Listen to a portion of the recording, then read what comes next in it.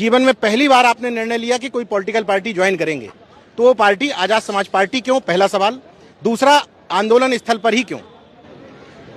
देखिए, राजनीति में आना तो इसलिए ज़रूरी है क्योंकि लोग कहते हैं कि सोशल मूवमेंट से बहुत कुछ होता है, लेकिन जिस तरह से जो पिछड़े वर्ग हैं या जो और गरीब परिवार के बच्चे हैं उनका जो नौकरियां छीनी जा रही हैं, उसके लिए अब राजनीति में तो आना ही पड़ेगा और कोई रास्ता बचा नहीं है।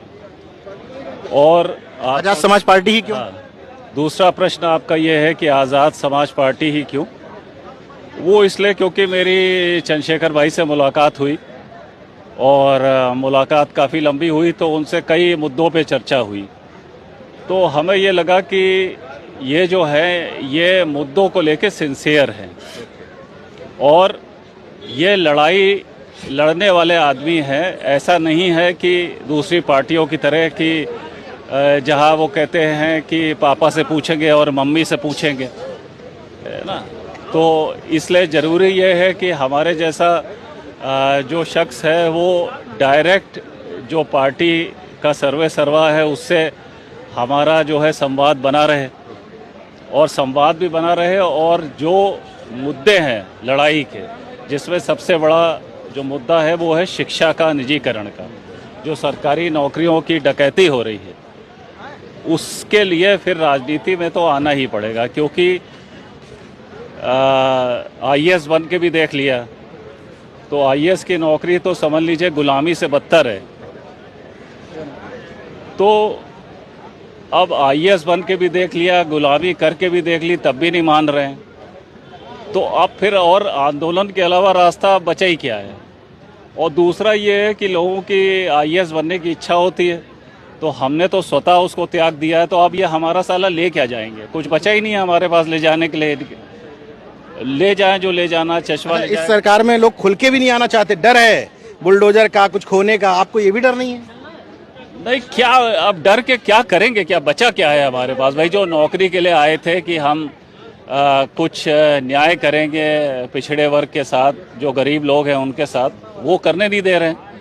तो फिर फ़ायदा क्या है नौकरी करना? फिर सिर्फ गुलामी करने के लिए और 4 गाड़ी रखो और 1 गनर रखो, उसका कभी शौक हमें रहा नहीं। हमने गनर कभी अपनी गाड़ी में बिठवाया ही नहीं।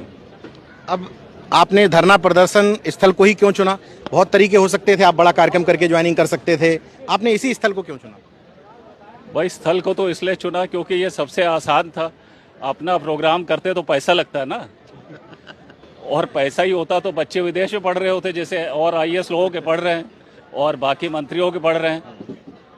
तो इसलिए ज़रूरी ये है कि ये जो लोग यहाँ पे आए हुए हैं इनको भी ये बताना ज़रूरी है कि उनकी शिक्षा, उनकी नौकरी कैसे छीनी जा रही है, किन तरीकों से छीनी जा रही है। इन युवाओं को देख करके यहीं पर आपका भी जोश आ गया कि भाई आज कर ही लेते हैं? हाँ, हमने कहा फिर कर लो। अब फिर इसको डिले करने से कोई फ़ायदा नहीं है। अब आपको ये लगता है, लेकिन एनटीए जो है वो एनजीओ है। तो एनटीए पर सवाल इस बीच में नहीं हो रहा, ये बड़ी बात है, तो होना चाहिए। एनटीए जो है वो सोसाइटी रजिस्ट्रेशन एक्ट में रजिस्टर्ड है। कोई भी झोला छाप एनजीओ के ऊपर आप आईएएस बिठा के ये नहीं कह सकते कि वो सरकारी है। और दूसरी, कल उन्होंने 47 लोगों को नौकरी से निकाला। वो 47 लोग ठेके पे थे, तो पहले तो वो ठेके पे रखे क्यों गए थे? और वो एनटीए में जो सुधार की बात कर रहे हैं, वो एनटीए का तो सरकारीकरण होना चाहिए। जैसे बैंकों का सरकारीकरण हुआ था इंदिरा गांधी के ज़माने में, वैसे ही एनटीए का, और हर वो संस्था जो एग्ज़ाम करा रही है।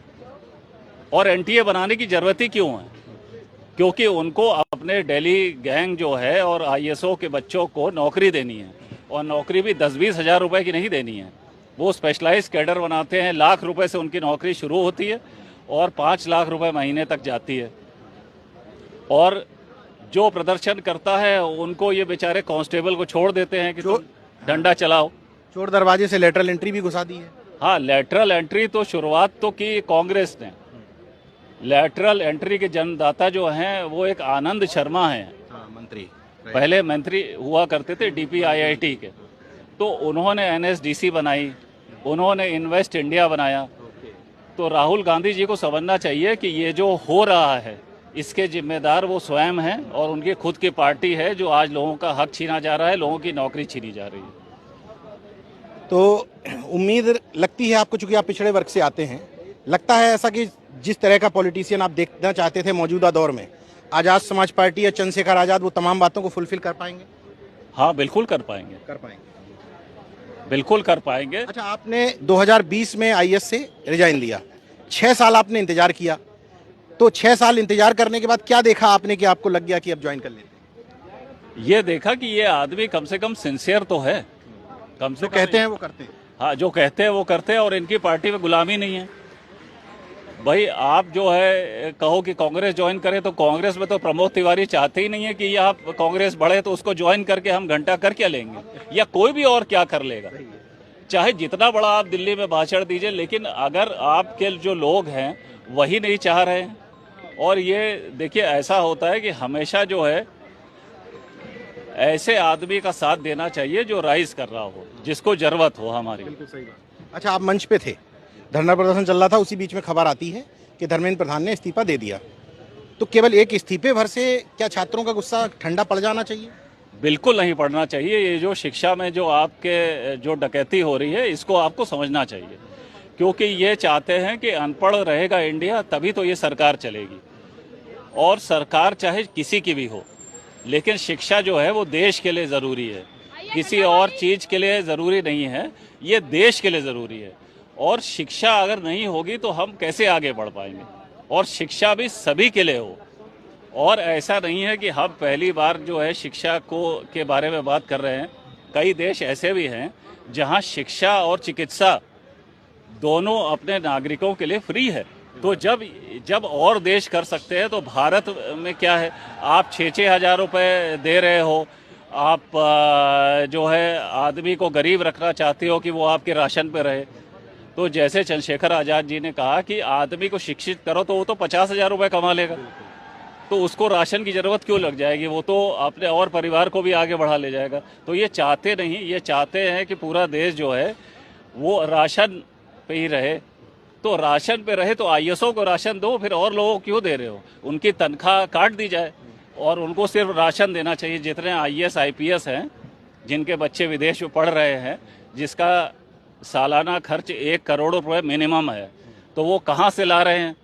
तो ये फर्जी जो हमारे यहाँ डेटा इकट्ठा हो रहा है ना, कि अब आजकल आईएएस में और सारे अफसरों को एक अपना प्रॉपर्टी स्टेटमेंट देना है।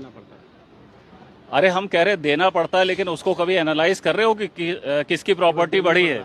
कि उसको अयोध्या में बम्पर प्रॉपर्टी बढ़ी है। अयोध्या में जितने आईएएस अफसरों ने प्रॉपर्टी खरीदी और आईपीएस अफसरों ने, उनके ऊपर क्या कार्रवाई हुई? जबकि सबके नाम क्लियर हैं। सबके नाम क्लियर हैं, सबके माँ बाप क्लियर हैं, सबके सब कुछ क्लियर है। लेकिन आप बात करते हो कि हमारा जीरो टॉलरेंस है। आईएएस लोग अपना 7 साल से एजीएम नहीं करा पाए, तो ऐसी नौकरी तो आईएएस को छोड़ देनी चाहिए। और जो ये कहते हैं कि आईएएस खुदा है, और जो ये दीपक लिए जब हो जाते हैं सेलेक्ट, जो आदमी अपनी एजीएम नहीं कर पा रहा है वो देश को क्या संभालेगा? देखिए, इस्तीफा तो अब हमें लगता है, ये हमारा व्यक्तिगत विचार है, कि हमें आरएसएस के जो हेड है ना, उनका मानना चाहिए। मोहन भागवत जी को इस्तीफा दे देना चाहिए, क्योंकि ये सब तो नौकर हैं उनके, असली मालिक तो वही है। अच्छा, मोदी सरकार में सब नौकर हैं? अब लगता तो हमने तो सरकार में यही देखा है कि ये सब तो जो कहा जाता है नागपुर से, वो उसका पालन करते हैं। तो ये थोड़े दिन बाद जो है लोगों को इनका मोहन भागवत जी जो Z+ सिक्योरिटी में इसीलिए तो घूम रहे हैं कि इस्तीफा ना माना जाए उनका, क्योंकि अब देश समझने लगा है, ये युवा समझ रहा है कि सारा कुछ जो है वो आरएसएस के इशारे पे हो रहा है। अगर धर्मेंद्र प्रधान ने इस्तीफा नहीं दिया था तब भी आरएसएस ने कहा होगा, और आज डाटा होगा तब दे दिया है। तो आपको असली मालिक ढूंढना पड़ेगा। जैसे सबका मालिक एक है और वो है आरएसएस,